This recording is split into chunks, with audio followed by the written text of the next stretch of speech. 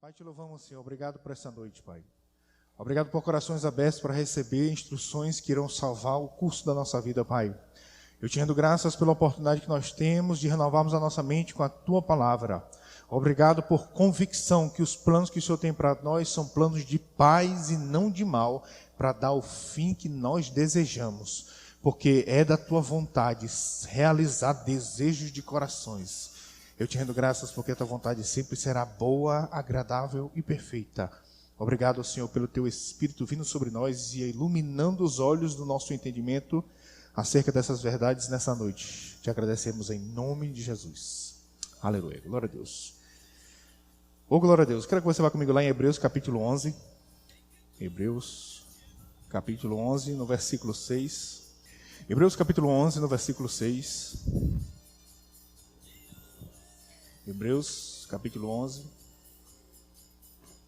O versículo 6 diz assim: de fato, sem fé é impossível agradar a Deus, porquanto é necessário que aquele que se aproxima de Deus creia que Ele existe e que se torna galardoador ou recompensador dos que o buscam. Hebreus está dizendo que aquele que se aproxima de Deus tem que crer em duas coisas. Primeiro, ele tem que crer que Deus existe e que esse Deus que existe, Ele está disposto a recompensar aqueles que o buscam. Amém? Eu realmente acredito que esse texto não está falando de um crente, porque a Bíblia diz que um crente já é um com Deus, ele já está com Cristo. Eu acredito que são pessoas que querem conhecer a Deus. Então as pessoas que querem conhecer a Deus, se aproximar de Deus, têm que crer em duas coisas. Tem que crer que esse Deus existe e que esse Deus que existe está disposto a recompensar aqueles que o buscam. Amém?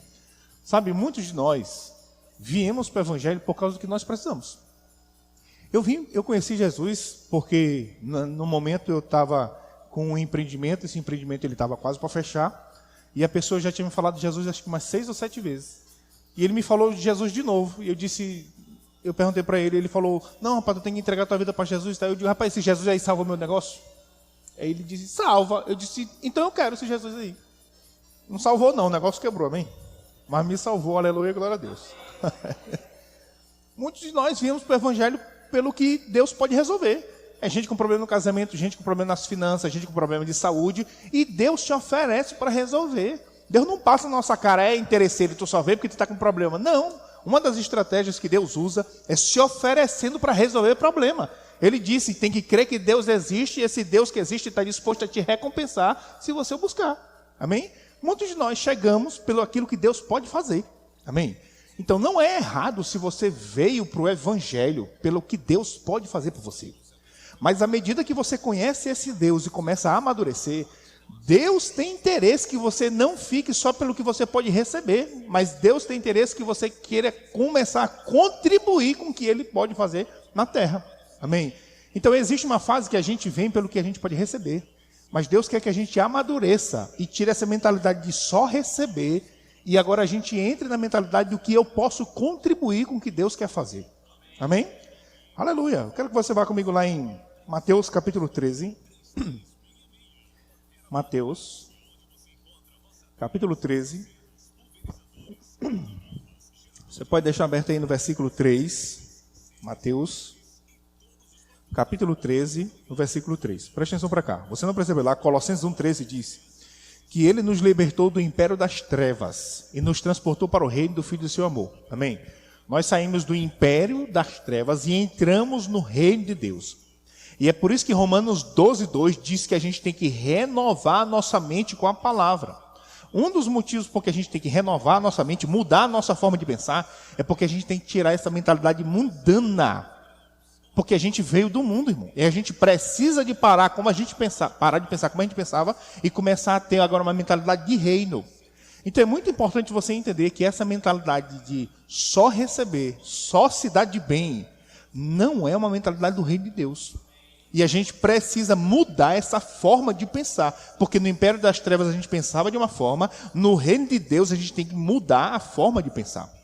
Em Mateus capítulo 13, no versículo 3, eu quero ler com você a partir do versículo 3. Diz assim, Mateus capítulo 13, no versículo 3. E de muitas coisas lhes falou por parábolas, e dizia, eis que o semeador saiu a semear. Fala comigo, o semeador saiu para semear. Pula comigo para o versículo 31. No versículo 31 de Mateus 13, versículo 31 diz assim: outra parábola lhe propôs, dizendo: o reino dos céus é semelhante a um grão de mostarda que um homem tomou e plantou no seu campo. Fala comigo, tomou e plantou. Pula comigo para o versículo 44. No versículo 44, diz assim, versículo 44. O reino dos céus é semelhante a um tesouro oculto no campo, o qual certo homem, tendo achado, escondeu. E transbordante de alegria, vai, vende tudo o que tem e compra aquele campo. Fala comigo, vende e compra. Pula comigo para o versículo 45. No versículo 45 diz: o reino dos céus é também semelhante a um que negocia e procura boas pérolas. Fala comigo, negocia e procura. Pula comigo para o versículo 47.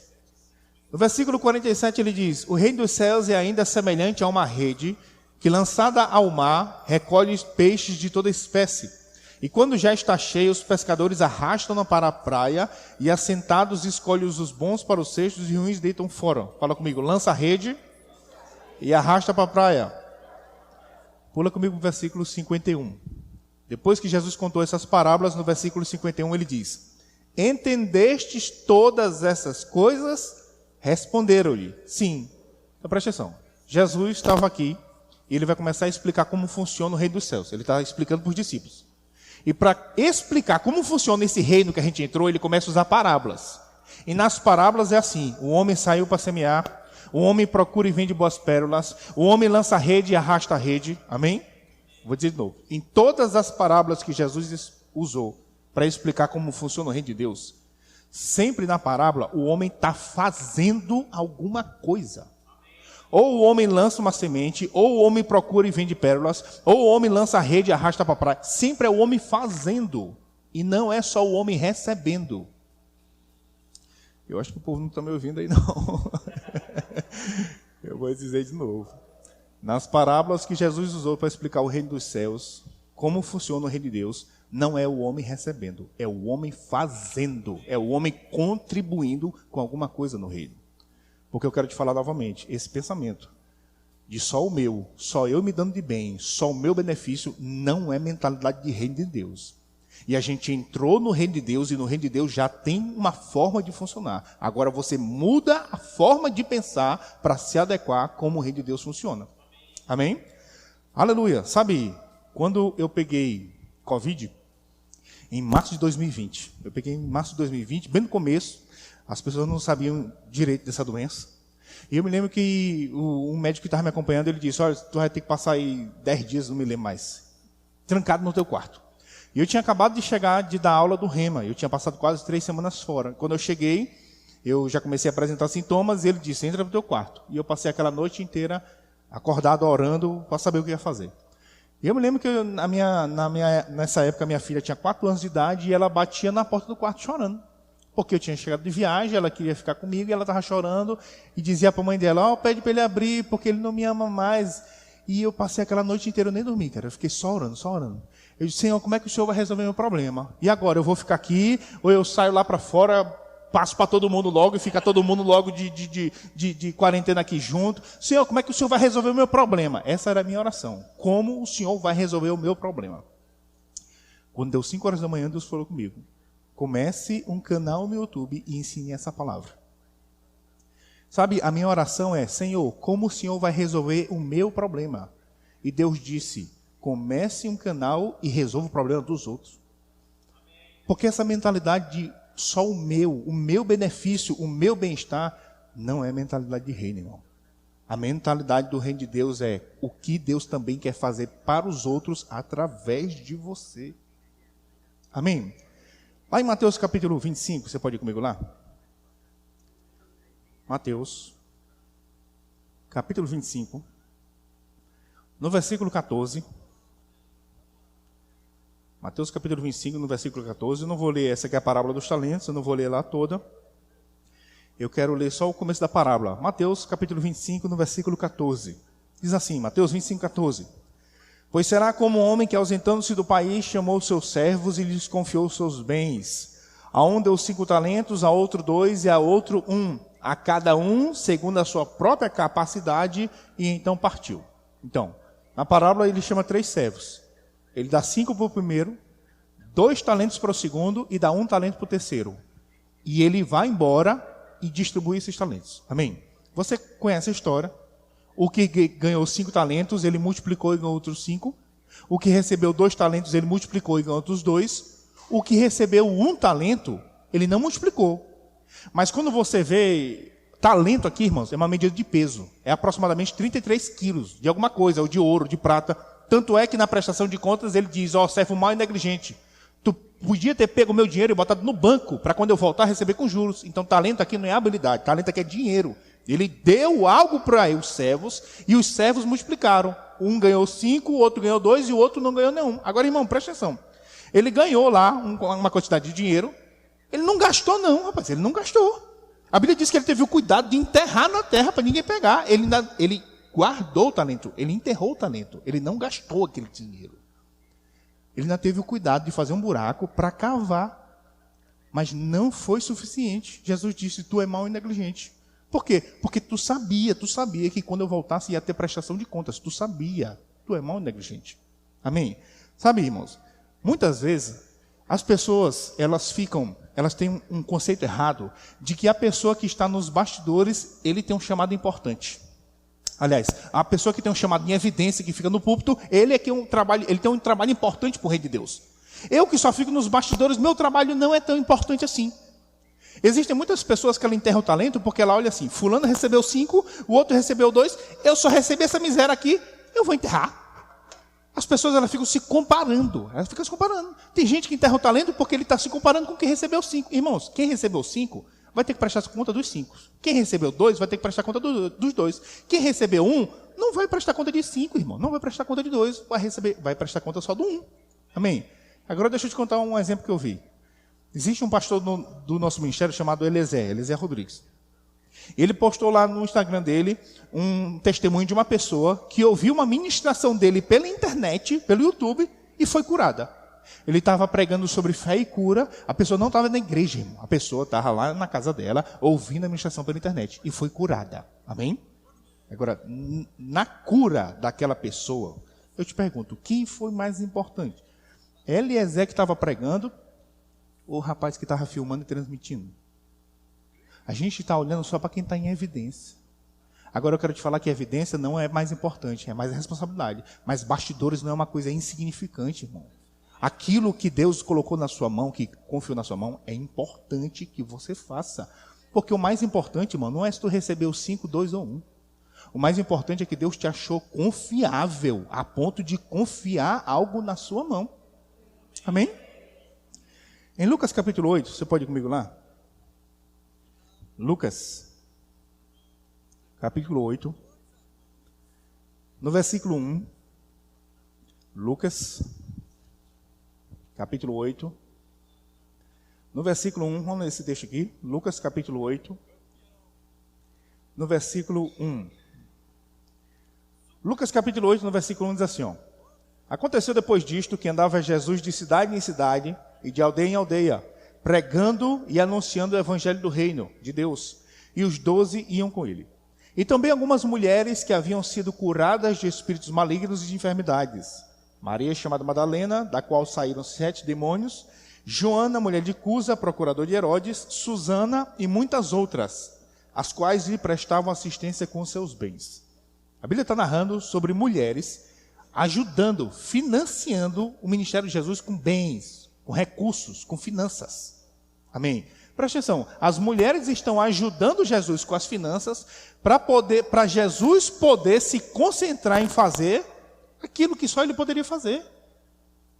Então só Jesus poderia estar de cidade em cidade pregando e anunciando o evangelho. Mas se Jesus não tivesse pessoas para ajudar ele nesse financiamento, talvez ele não ia ter o tempo que ele teve para ficar só viajando e pregando. Amém?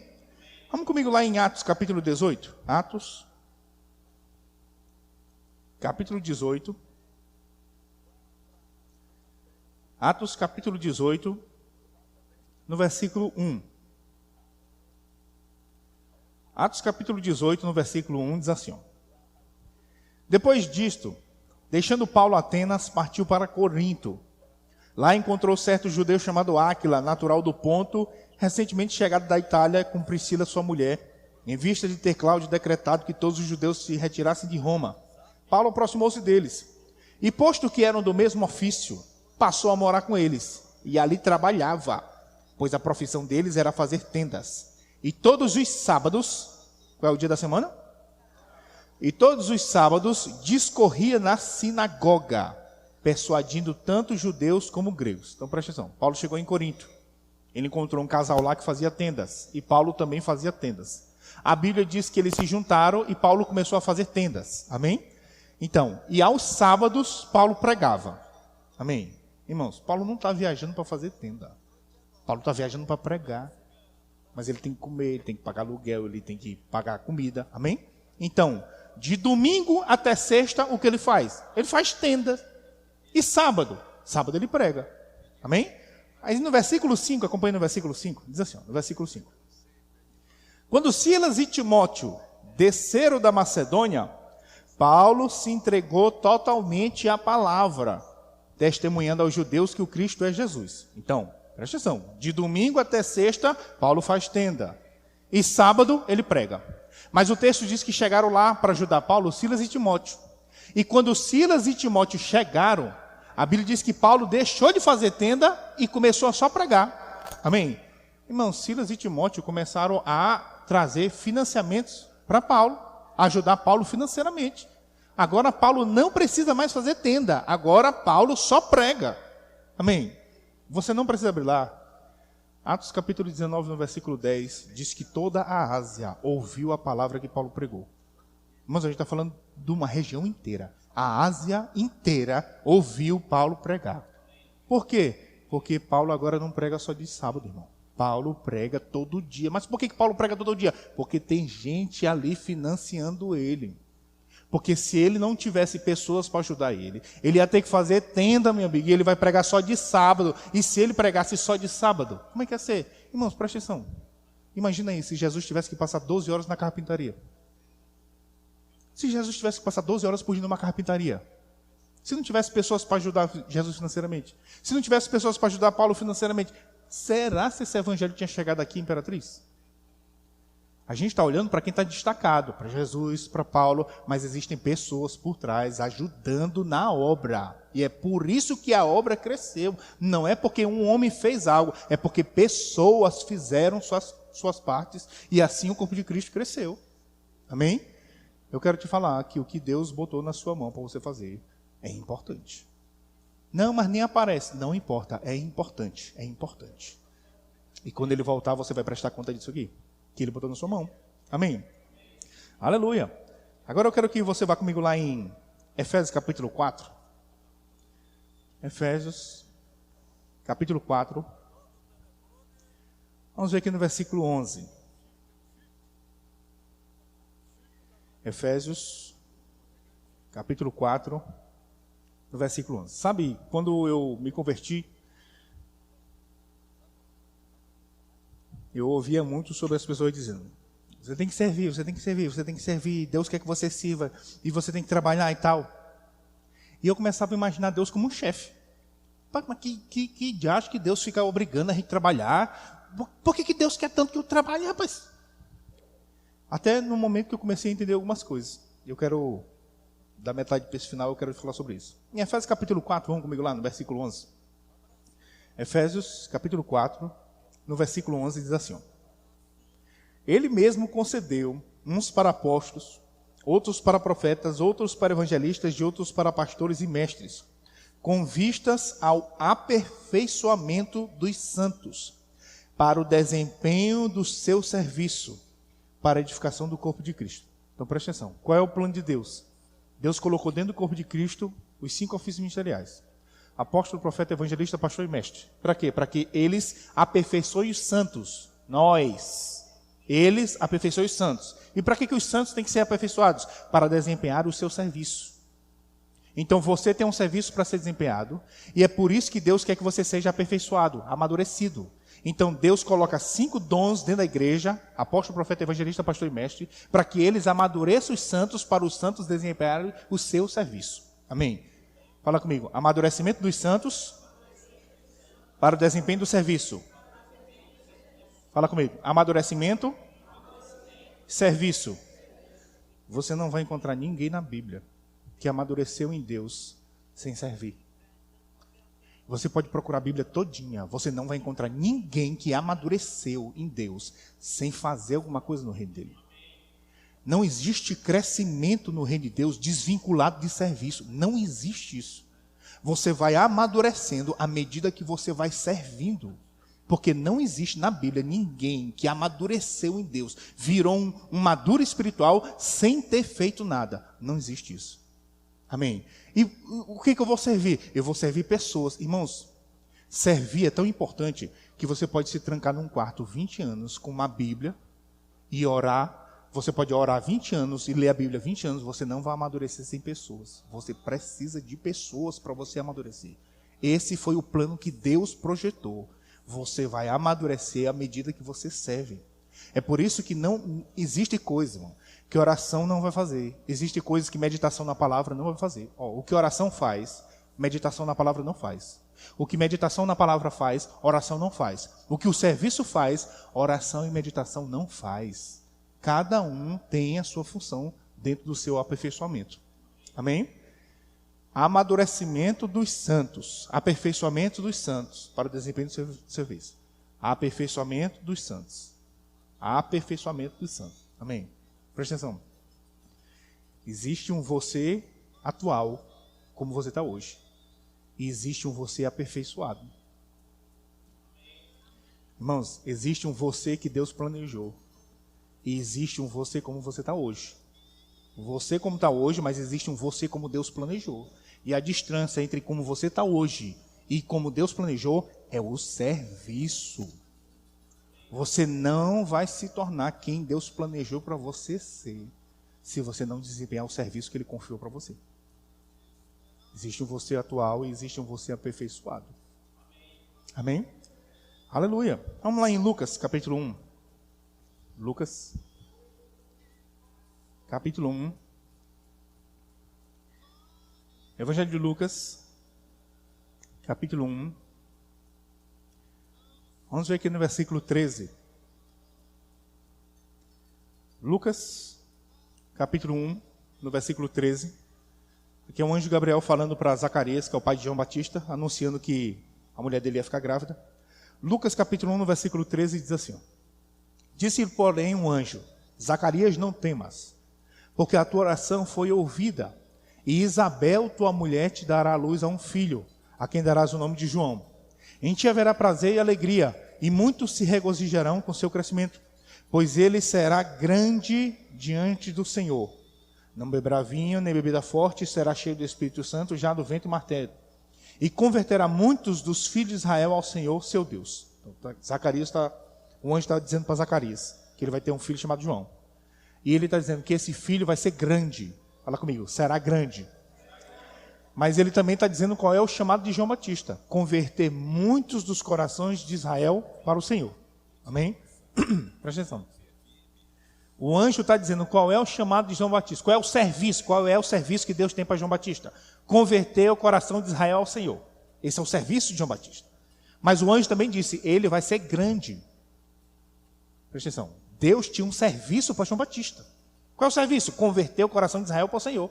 Mas Deus tinha uma pessoa para João Batista se tornar. Ele será grande. Porque eu quero te falar, irmão, que Deus não está interessado na tua carteira de trabalho. Tu não é um funcionário, tu é um filho. Deus está interessado na tua transformação pessoal.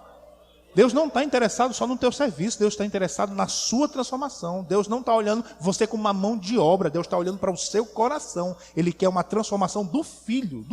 Ele não quer só uma pessoa para trabalhar para ele. Ele quer que essa pessoa seja transformada. Em quê? Naquela que Deus planejou para ele ser. Existe um você hoje. Existe um você que Deus planejou. Se você disser não para o serviço que Deus tem para você, não é só um serviço que você está renunciando. É uma pessoa que você deveria se tornar que você está renunciando. Amém? Aleluia. Sabe, uma vez eu ouvi o pastor Júnior lá de Recife contando esse exemplo. Ele disse que tinha um neurocirurgião lá de Recife, disse que é um dos mais famosos de Recife, e que ele começou a congregar lá na igreja.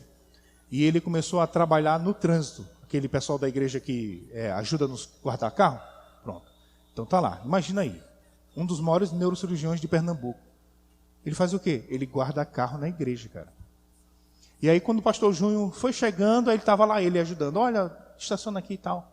E quando ele olhou, ele pensou, rapaz, imagina, por exemplo, um paciente desses neurocirurgiões chegando na igreja e pensando, o cara que abriu minha cabeça a semana passada está bem aqui na igreja guardando o carro. E ele começou a orar, Senhor, será que a gente está fazendo certo com ele, botando ele para trabalhar aqui no trânsito? O que as pessoas podem pensar em vendo um dos maiores neurocirurgiões guardando o carro aqui na igreja? E Deus falou com ele, eu estou mais interessado em quem ele está se tornando do que no que ele está fazendo. Irmãos, o que você está fazendo é só um meio para Deus te transformar em quem Deus já planejou para você ser. O que você faz, outra pessoa poderia fazer, mas a pessoa que Deus planejou para você se tornar, é só você, irmão, que pode ser essa pessoa. Então Deus vai usar o seu serviço, para transformar você.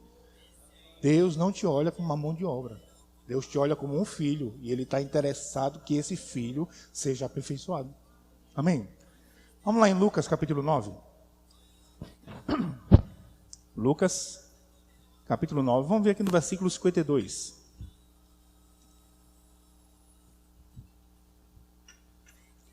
Evangelho de Lucas, capítulo 9. Lucas capítulo 9, no versículo 52. Vamos ler essa passagem aqui. Lucas capítulo 9, no versículo 52, diz assim: E enviou mensageiros que o antecedessem.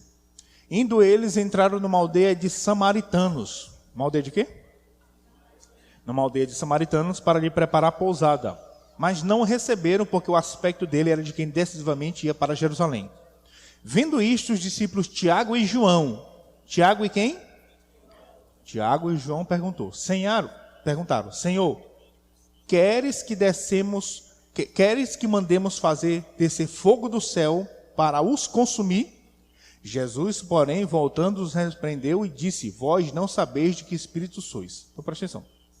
Jesus está indo com os discípulos, eles estão indo para Jerusalém, e eles vão passar no meio de uma aldeia de samaritanos. Aí Jesus envia 2 discípulos para ir lá na aldeia, para eles conseguirem um lugar para eles passarem a noite. Só que quando esses discípulos voltam até Jesus, eles dizem assim, Senhor, ninguém quer dar pousada para a gente. Por quê? Porque, irmão, você não percebe lá? João capítulo 4 diz que os judeus não se dão com os samaritanos. Os judeus e os samaritanos são inimigos. Amém? Não é inimigo tipo o Brasil e a Argentina no futebol, não. É inimigo de um querer matar o outro. Aí quem é Jesus? Jesus é o leão da tribo de Judá. Jesus é judeu. Os discípulos são judeus. A aldeia é de samaritano. Então, quando ele volta, nenhum samaritano quer dar hospedagem para os judeus. Amém? Quando os discípulos ouviram isso, Tiago e João. Que João? O João, apóstolo do amor. Mas aqui em fase de construção. Tiago e João disseram, Senhor, tu quer que a gente mande descer fogo do céu para matar tudinho? Rapaz, o cara não teve nem temor.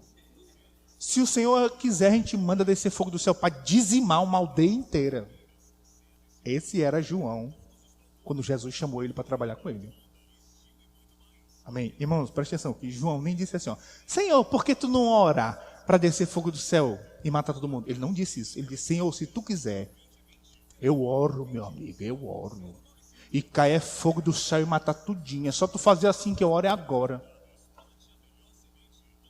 Amém? Esse era João, quando Jesus conheceu ele. Amém?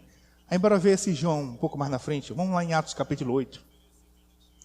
Atos capítulo 8. Vamos ver aqui no versículo 14. Atos capítulo 8. No versículo 14. Diz assim. Atos 8, 14. Ouvindo os apóstolos que estavam em Jerusalém, que Samaria, qual é a cidade? Samaria é a cidade dos samaritanos, tá? Samaria, receber a palavra de Deus, enviaram-lhe Pedro e João, os quais, descendo para lá, oraram por eles para que recebessem o Espírito Santo, porquanto não havia ainda descido sobre nenhum deles, mas somente haviam sido batizados em nome do Senhor Jesus. Então a igreja de Jerusalém ouviu que os samaritanos estão recebendo o evangelho, mas não estão sendo cheios do Espírito Santo. Então Pedro e João vão para lá para orar por eles. Amém? Aí pula comigo para o versículo 25. No versículo 25 de Atos 8 diz assim, depois que eles fizeram o trabalho lá em Samaria, diz assim no versículo 25. Eles, porém, havendo testificado e falado a palavra do Senhor, voltaram para Jerusalém e evangelizavam muitas aldeias dos samaritanos. Presta atenção. Eles foram para Samaria. Eles oraram pelos samaritanos de lá. Quando eles terminaram aquele trabalho, eles vão voltar para Jerusalém. Amém? Mas no caminho eles vão evangelizando aldeias de samaritanos. Amém? Quem está evangelizando? Pedro e João. Que João? O mesmo João, irmão, que um tempo atrás queria que eles morressem. Agora esse João está disposto a dar sua vida para evangelizar aqueles que um dia ele queria que morressem. Amém? É nisso aqui que Deus está interessado. Sabe, eu não sei qual é o plano que Deus tem para a sua vida, qual é o chamado que Deus tem para a sua vida, você tem que saber. Mas eu quero te dizer que aquilo que Deus chamou você para fazer, se você não fizer, outra pessoa vai fazer, irmão. Deus vai levantar outra pessoa, porque a obra dele não vai parar. Mas essa transformação pessoal, você nunca vai experimentar. João, que um dia queria que a aldeia inteira morresse. Agora esse João mudou, ele mudou. E ele está disposto a desgastar a vida dele para levar o evangelho para aqueles que um dia ele queria que morresse.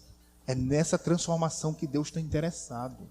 Você não vai se transformar a pessoa que Deus quer que você seja, se você não servir no reino dele, porque ele vai usar o serviço para mudar você. Amém? Vamos ver outro caso aqui, vamos lá em Números capítulo 12. Números capítulo 12. Vamos ver aqui no versículo 3. Números, capítulo 12, no versículo 3. Números, capítulo 12, no versículo 3, diz assim, Números 12, 3. Era o varão Moisés muito manso, mais do que todos os homens que havia sobre a terra. Pronto, esse aqui é Moisés. Agora deixa eu te lembrar como foi que Deus começou o relacionamento com Moisés. Moisés está saindo do palácio e ele está vendo um hebreu apanhando de um egípcio. Ele fica com tanta raiva que ele mata aquele egípcio sem arma. Com as mãos ele mata aquele egípcio. Quando Moisés está descendo do monte, depois que ele recebeu as tábuas da lei, ele olhou o povo fazendo bezerro. Ele ficou com tanta raiva que ele quebrou aquelas tábuas, desceu lá e executou um juízo e milhares de pessoas morreram. Esse era Moisés quando Deus começou um relacionamento com ele.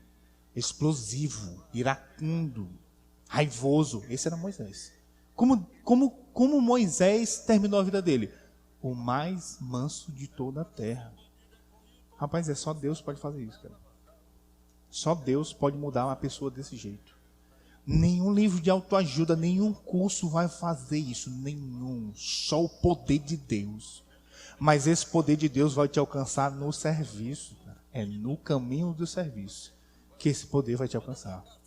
Eu quero te falar novamente, Deus não está atrás da tua carteira de trabalho. Deus está atrás da tua transformação pessoal. Transformação pessoal.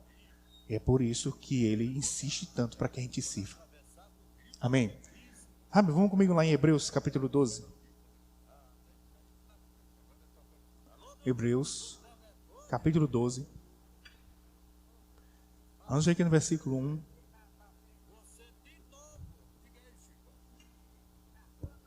Hebreus, capítulo 12, no versículo 1. Hebreus, capítulo 12, no versículo 1, diz assim, Hebreus 12, 1. Portanto, também nós, visto que temos a rodear-nos tão grande nuvem de testemunhas, desembaraçando-nos de todo o peso e pecado que tenazmente nos assedia, corramos com perseverança a carreira que nos está proposta. Corramos com perseverança a carreira que nos está proposta. A carreira que nos está proposta. A carreira está o quê? Nós falamos disso aqui antes de ontem. A carreira está proposta. A carreira não está imposta. Não é uma coisa que Deus chega e impõe. É uma proposta que Ele faz. Amém? Você pode chamar isso aqui do que você quiser. carreira, propósito, plano que Deus tem para a sua vida, o nome não importa. Ministério, chamado, propósito, carreira, é a mesma coisa. Deus tem um plano para você desempenhar. Amém? Você chama isso aqui que você quiser. Eu sou obrigado a cumprir esse plano? Não, está aqui. É proposto, não está imposto. É uma coisa que está proposta. Eu vou falar o que a gente falou na semana antes de ontem. Quando vieram prender Jesus na cruz, quando os soldados vieram prender Jesus, Pedro quis salvar Jesus, cortando a orelha do soldado.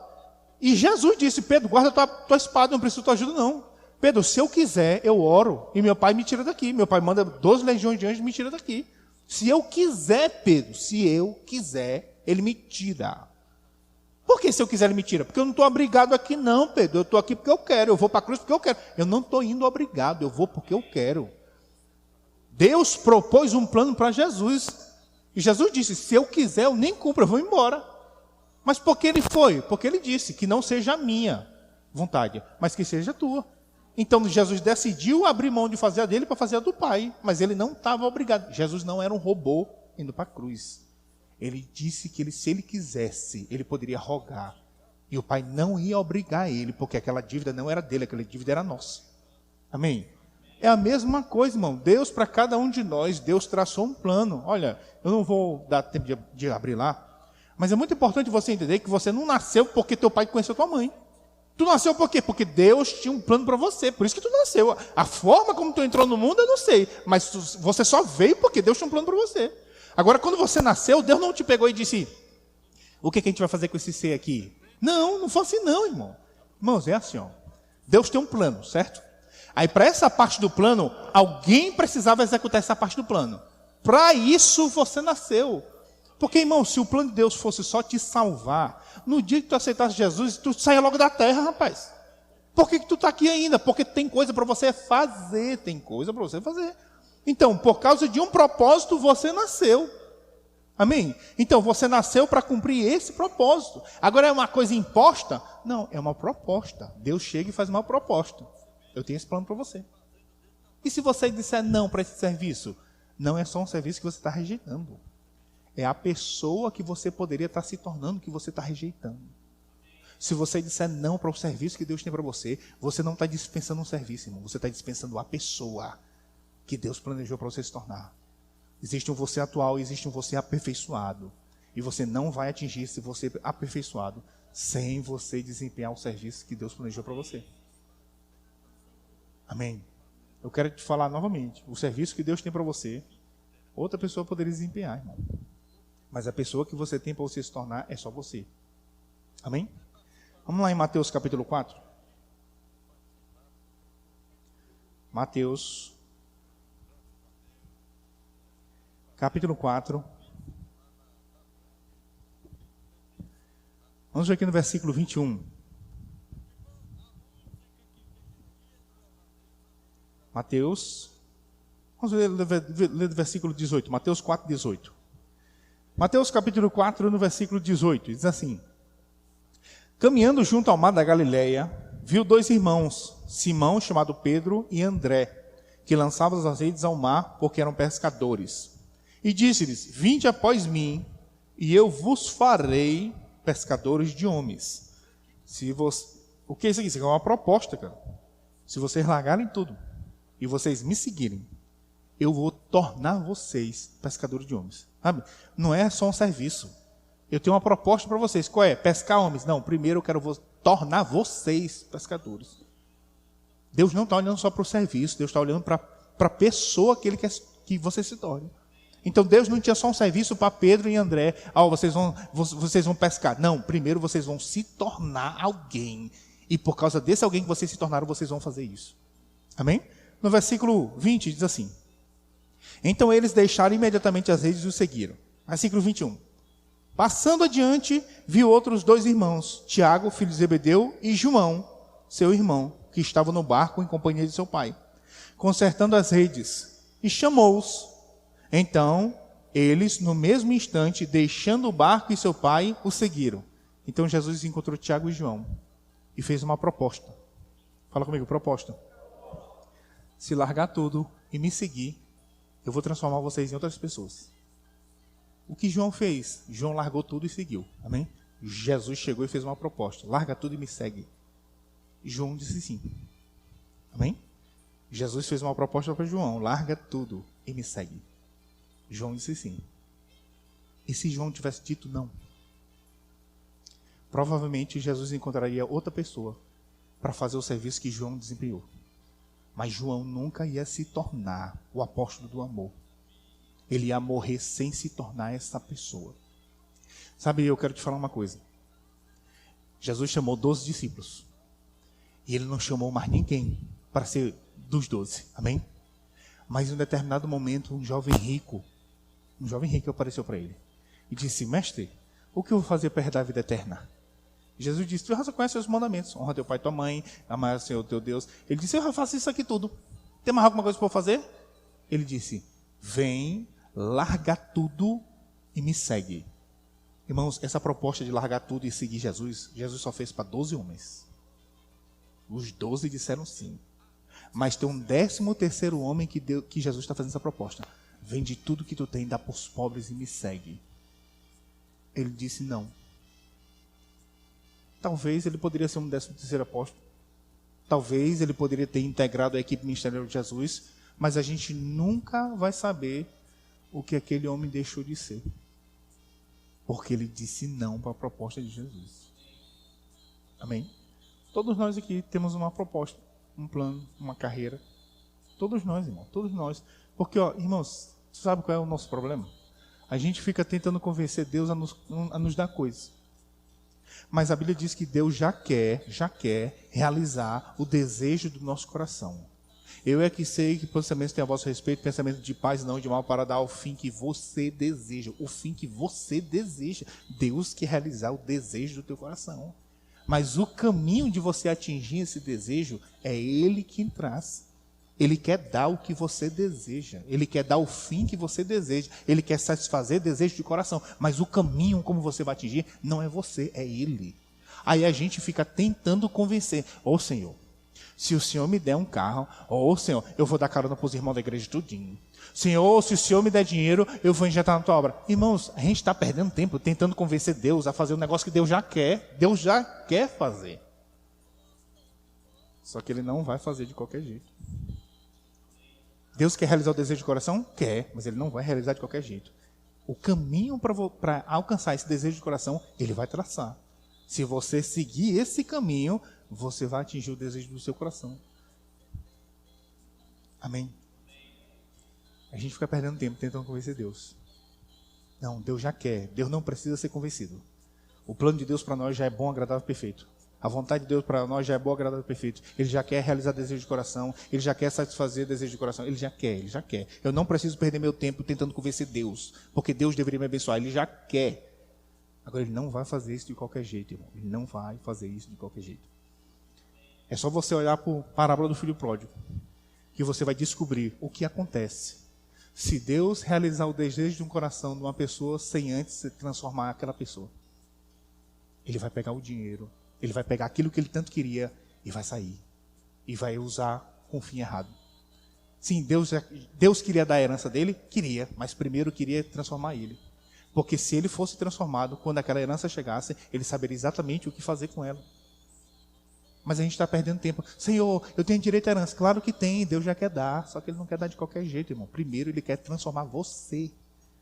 Para não desperdiçar com aquilo que não deveria. Amém? Para finalizar, eu quero que você vá comigo lá em Atos capítulo 16. Pode vir. Atos capítulo 16.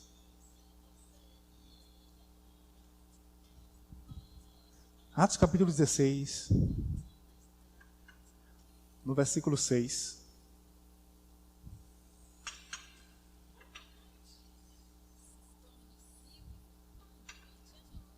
Atos capítulo 16, no versículo 6, diz assim. Isso aqui é Paulo na viagem missionária, ele diz: percorrendo a região frígio-gálata, tendo sido impedidos pelo Espírito Santo de pregar a palavra na Ásia, tendo sido impedidos pelo Espírito Santo de pregar a palavra na Ásia, defrontando Mísia, tentavam ir para a Bitínia, mas o Espírito de Jesus não permitiu, e tendo contornado Mísia, desceram a Troade. À noite sobreveio a Paulo uma visão, na qual um varão macedônio estava em pé e lhe rogava, dizendo: passa a Macedônia e ajuda-nos. Assim que teve a visão, imediatamente procuramos partir para aquele destino, concluindo que Deus nos havia chamado para lhes anunciar o Evangelho. Então Paulo está no meio da viagem missionária. A Bíblia diz que ele tentou ir pregar na Ásia. Irmãos, ele tentou ir pregar, ele não estava indo para uma rave lá não, cara. Ele estava indo pregar. Mas o Espírito Santo não permitiu. Aí ele contorna e vai tentar ir para Bitínia, mas o Espírito de Jesus não permitiu. À noite ele tem uma visão. Um homem da Macedônia diz: passa aqui e nos ajuda. E de manhã ele conclui: Deus quer que a gente vá para a Macedônia. Amém. Sabe, Paulo não tem que perguntar se é para ir para pregar. Por quê? Porque já tem uma ordem: ide por todo mundo e pregai. Agora, enquanto você vai cumprindo essa ordem, ide por todo mundo, no caminho que você está indo, Deus começa a te direcionar. Não vai para a Ásia, não vai para a Bitínia. É para ir para onde? Vai para a Macedônia. Eu conheço gente que ela diz assim: não, eu só vou servir depois que eu descobrir meu chamado. Irmão, tu só vai descobrir servindo, cara. Você só vai descobrir servindo. Qual era o chamado de Davi? Sentar no trono e reinar. O que ele fez antes? Office boy, ele ia levar comida, iFood, levou comida para os irmãos. Depois, tocava a harpa para o rei ficava endemoniado, ele tocava a harpa. Mas qual é o chamado dele? Sentar no trono, mas ele não vai chegar no centro da vontade de Deus sem ser treinado antes, irmão. A melhor forma de você descobrir o seu chamado, qual é? Servindo, cara, servindo. Sabe, eu me lembro com mais ou menos 6 meses que eu tinha me convertido. Um irmão que era do louvor, ele começou a dizer que eu tinha que entrar no louvor. E, cara, entra no louvor que não tem guitarrista aqui e tal. Eu disse: não, cara, não vou entrar não. Não sei o quê. E aí ele falando, insistindo, aí eu disse: rapaz, então bora falar com o pastor. Ele disse, aí ele: ó, pastor, aqui o irmão aqui toca guitarra e eu não tocava quase nada, cara. Até hoje não toco quase nada. E o pastor disse: não, rapaz, entra aí e tal, que a gente está precisando. Eu digo: mas pastor, assim, a minha guitarra era toda preta, entendeu? Aí o pastor: não, mas não tem problema. Eu disse: pastor, assim, ela é toda preta, ela tem um chifre aqui na frente. Aí disse: não, irmão, mas pode vir assim mesmo. Eu digo: rapaz, esse pastor é doido, essa minha guitarra preta aí. E eu comecei a vir assim, servindo no louvor, assim. Sabe, e quando eu entrei no louvor, me deram logo uma tal de escala. Aí nessa escala tinha os dias que eu tinha que tocar, e eu tinha que ir, com vontade ou sem vontade, com chuva ou sem chuva. Tinha que chegar mais cedo, sair mais tarde, e eu ficava pensando: mas rapaz, não estão nem me pagando, cara, e ainda bota essa banca todinha aqui. Sabe, mas eu vou te falar uma coisa, eu não estaria no nível que eu estou hoje em Deus, se não fosse servindo, cara. Porque antes de eu começar a servir, eu chegava com 1 hora de atraso no culto. Todo domingo eu descobri um lugar ali que eu ia pescar, e se você sabe como é que é peixe gosta de dar no final da tarde. Então eu só saía daquela pescaria depois que o peixe parasse de bater. Aí quando o peixe parava de bater, aí eu ia para casa, me arrumava, tomar banho e chegava no culto. Quando eu chegava no culto, às vezes a palavra já estava acabando, mas não estava nem aí. Mas comecei a servir. Aí tem hora para chegar, tem dia para servir, e eu comecei a amadurecer em Deus. E lá no louvor eu descobri: eu estou aqui por um tempo. Meu chamado não é esse. Mas como foi que eu descobri? Fazendo alguma coisa, foi fazendo alguma coisa. Irmãos, você não vai descobrir qual é o chamado que Deus tem para você ficando na rede sem fazer nada. Não vai descobrir. Vai fazer o quê? Faz o que aparece, cara. Faz o que precisa. Sabe, eu fiquei no louvor acho que uns 7 ou 8 anos. Fiquei lá tocando. E eu não tocava muito bem. Mas fiquei lá tocando e orando para que guitarristas chegassem. E aí chegou o Gabriel, depois chegou outro, chegou o Mateus, e aí, sem ninguém falar comigo, eu saí. Por quê? Porque já chegou gente melhor do que eu para fazer aquela função. Aí eu pude sair e ir para outras áreas. Amém? Onde é que tu serve? Serve onde tem necessidade. Começa a servir. É no caminho do servir que você vai descobrir o seu chamado. É servindo que você vai se tornando. É servindo que você vai se tornando. Você não vai se tornar sem servir. É servindo que você vai se tornar. Existe uma pessoa que Deus planejou para você ser. E se você rejeitar o serviço, você está rejeitando essa pessoa. Essa pessoa. Eu não estou falando de uma pessoa que a inteligência emocional promete para você. Eu estou falando de uma pessoa que Deus planejou para você se tornar. Quando Deus planejou para você vir para a terra, eu quero te falar que você nasceu na época certa. Você nasceu no tempo certo. Você nasceu no lugar certo, porque você nasceu por causa de um propósito de Deus. Na época certa, no lugar certo e no tempo certo. Mas a pessoa que Deus planejou para você se tornar não é a pessoa que você é hoje. Você vai se tornando essa pessoa à medida que você vai servindo e você vai amadurecendo. Amém? Queria que a gente ficasse de pé. Aleluia. Aleluia. Aleluia. Você pode fechar seus olhos. Aleluia. Feche seus olhos. Olhe de olhos fechados, mas você olhe para a sua mão aí, amém? E decida o que tu vai fazer com esse talento que está aí. Porque tu vai prestar conta dele quando Jesus voltar. Se tem 5, se tem 2, se tem 1, eu não sei. Eu sei que tem alguma coisa aí. E tu vai ter que decidir, irmão. Tu vai decidir se você vai multiplicar esse talento ou se tu vai enterrar para viver a tua vida. Tu vai ter que decidir se tu vai viver o teu plano, se tu vai viver o plano de Deus. Tu vai decidir se tu vai viver em função dos teus sonhos e do sonho de Deus. Você vai decidir. Mas se você decidir enterrar esse talento, não é só um talento que você está enterrando. Você está enterrando uma pessoa. Junto com aquele talento foi enterrada uma pessoa. O você que Deus planejou. Amém? Pai, te louvamos, Senhor. Obrigado pelo teu Espírito vindo sobre nós e trazendo consciência acerca do teu plano e do teu propósito para as nossas vidas. Eu te rendo graças porque existe sabedoria do alto para nós tomarmos as decisões corretas. Eu te rendo graças, Pai, obrigado, Pai, porque nós podemos descansar sobre a tua fidelidade, sabendo que a tua vontade para nós é boa, agradável e perfeita. Eu te rendo graças, Pai, porque mesmo que o momento conturbador segue os nossos olhos físicos, os nossos olhos espirituais estão abertos e firmados no teu caráter. Porque nós sabemos que o Senhor é bom em todo tempo. E o teu plano para nós é para dar o fim que nós desejamos. Os teus planos para nós não são planos não são planos de mal, mas são planos de paz. Planos de paz. Obrigado, Pai. Obrigado por essa pessoa que o Senhor planejou nascendo em cada um de nós. Eu declaro essa pessoa tomando forma. Eu declaro essa pessoa sendo exteriorizada. Eu declaro que talentos não serão enterrados e pessoas não serão enterradas junto com elas. Eu te rendo graças, Pai. Eu te rendo graças. Te rendo graças, Pai. Obrigado, Senhor, por talentos sendo multiplicados. Obrigado por desenvolvimento pessoal nas nossas vidas. Obrigado por cada um de nós avançando e nos tornando aquilo que o Senhor sonhou para cada um de nós. Te agradeço, Pai, em nome de Jesus. Aleluia. Aleluia.